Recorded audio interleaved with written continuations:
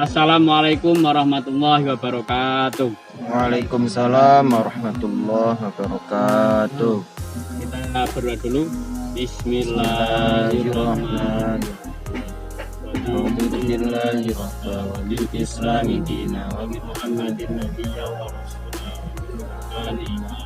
Bil ka'bati bis sholati qiblat wa bil muslimina wal muslimati wa Rabbi zidni ilman warzuqni. Alhamdulillahirabbil alamin. Pada kesempatan kali ini kita masih bertatap muka, terutama dalam pembelajaran dengan integrasi PAI kepada lingkungan hidup, terutama dalam masa pandemi seperti ini. Alhamdulillah kita ya nggak apa-apalah, kita belajar hanya 3 orang ini, yang lain nanti bergantian, bergiliran. Mengenai pertemuan sore pada bagian atau sore hari ini, itu kita akan membahas mengenai yang namanya toharoh.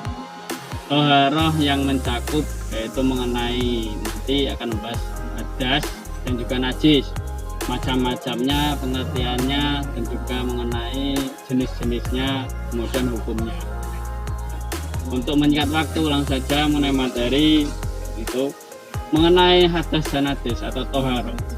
Toharoh itu sebenarnya sudah disebutkan jelas sekali dalam Al-Quran surat Al-Maidah ayat 6, yang mahal syahidnya atau pokoknya berada pada ayat yang berbunyi fa in kuntum junuban fatahharu, yaitu di sana ketika kamu itu junub, hadas ya, hadas, maka kamu fatahharu, sucikanlah.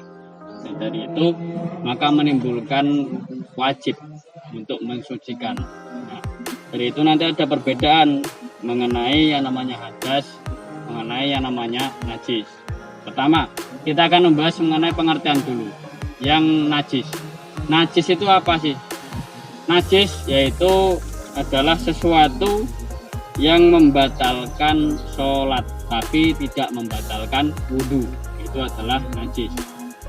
Nah, macam-macamnya najis itu ada yang mukhafafah, mutawasitoh, dan muwaladoh. Yang mukhafafah apa saja? Yaitu mukhafafah adalah air kencing anak kecil yang kurang dari 2 tahun yang belum memakan selain ASI atau air susu ibu. Itu untuk yang mukhafafah, yaitu adalah najis yang sering kita temui, misal kotoran, air kencing orang dewasa, kemudian darah dan yang lainnya, itu mukhafafah. Kemudian yang ketiga adalah mughaladoh.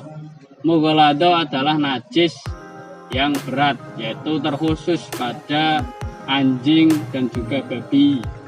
Itu seperti yang disebutkan bahwa ahrimat alaikum maitatu wa damu wa lahmul khinzir. Itu adalah mughaladoh. Dari ketiganya ini beda untuk eksekusinya. Yang pertama, yang mukhafafah hanya butuh diciprati saja dengan air. Kemudian yang mutawasitoh itu butuhnya disiram dengan air. Kemudian yang mughaladoh itu harus dibasuh 7 kali. Salah satunya adalah dengan debu atau bahasanya adalah satru. Itu mengenai najis. Yang kedua, mengenai hadas. Hadas itu apa? Hadas yaitu sesuatu yang membatalkan sholat dan juga membatalkan wudhu. Itu adalah hadas. Macam-macamnya yaitu ada 2, yaitu hadas besar dan hadas kecil.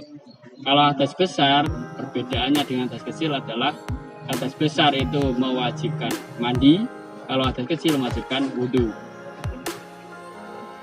Itu saja mungkin materi yang disampaikan. Kemudian pembahasannya selanjutnya adalah mengenai fungsi toharoh untuk pendidikan dan juga untuk lingkungan. Apa sih?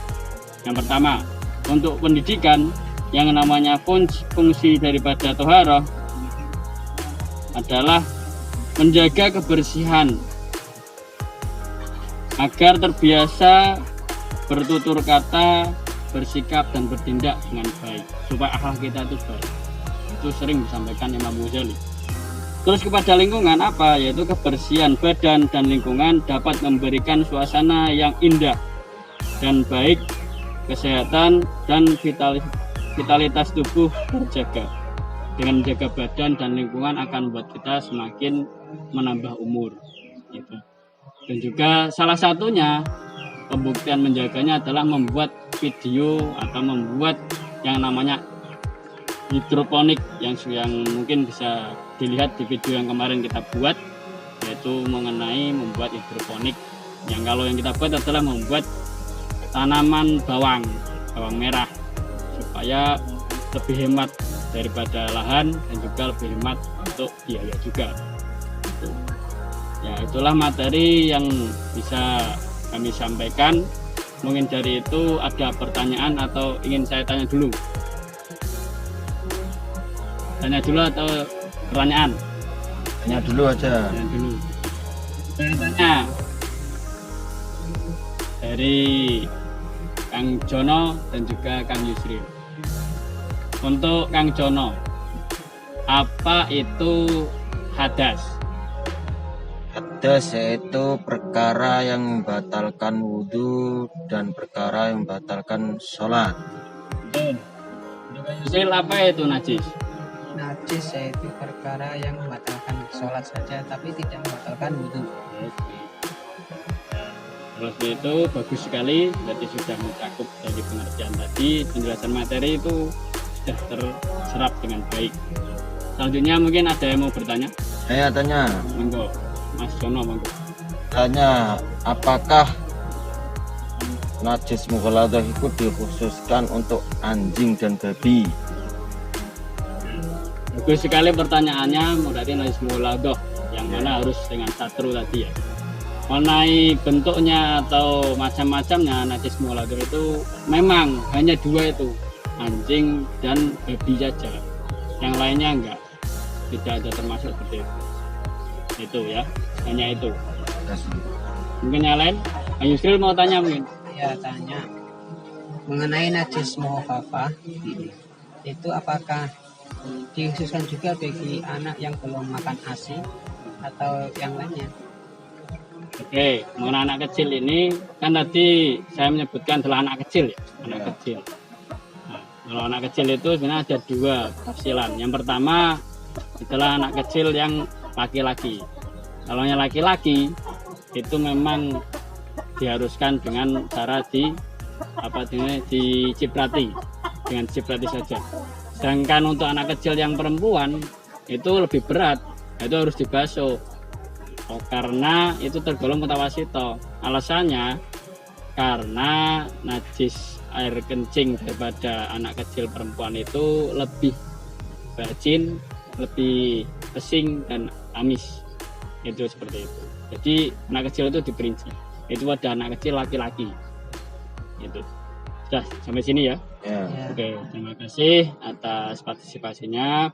Untuk itu kita akhiri dengan bacaan hamdalah bersama-sama. Alhamdulillah. Alhamdulillahirrahmanirrahim. Kesimpulannya adalah bahwa tadi antara hadas dan najis beda dari konsekuensinya, yaitu membatalkan sholat dan membatalkan wudhu. Kalau yang najis hanya membatalkan sholat. Itu kesimpulannya situ. Ya, kita akhiri dengan berdoa bersama-sama. Bismillahirrahmanirrahim. Wal asri innal insana lafi khusr illa alladziina sholihati wa sabbihi. Allahumma hakim lana bil iman. Allahumma hakim lana bil islam. Allahumma hakim lana bil ihsan. Allahumma barik lana Rabbana atina fid dunya hasanah wa fil akhirati hasanah wa qina adzabannar. Wassalamualaikum warahmatullahi wabarakatuh. Waalaikumsalam warahmatullahi wabarakatuh.